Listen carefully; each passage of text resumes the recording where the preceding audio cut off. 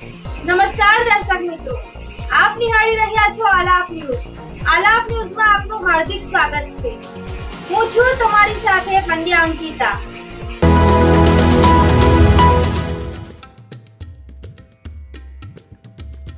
નવરાત્રી પર્વનો આજથી પ્રારંભ થઈ રહ્યો છે, ત્યારે આમોદ નગરમાં પણ નવરાત્રીની જોરદાર તૈયારીઓ પૂર્ણ કરવામાં આવી છે. ખેલૈયાઓના સ્વાગતમાં શક્તિની આરાધનાનું પર્વ નવરાત્રીનો આજથી પ્રારંભ થઈ રહ્યો છે.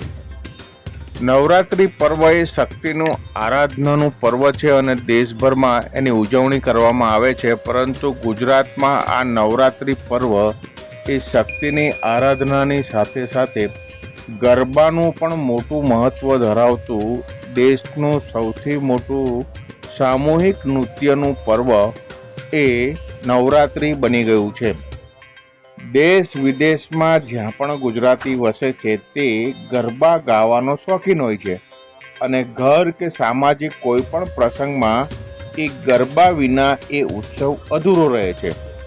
આવા જ સામૂહિક લોકનૃત્યનો અનોખો પર્વ નવરાત્રિનો આજ રોજ પ્રારંભ થઈ રહ્યો છે, ત્યારે આમોદમાં પણ 3 સ્થાનો ઉપર આયોજકો દ્વારા નવરાત્રિ પર્વનું સુંદર આયોજન કરવામાં આવ્યું છે.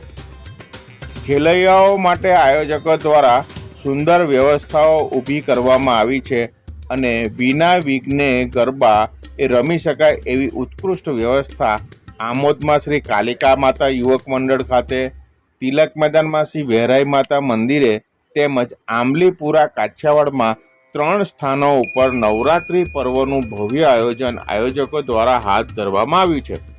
ખેલૈયાઓ પોતાના ગરબાના શોખને પૂરો કરવા માટે આ 3 સ્થાનો ઉપર એનો લાભ લઈ શકે છે.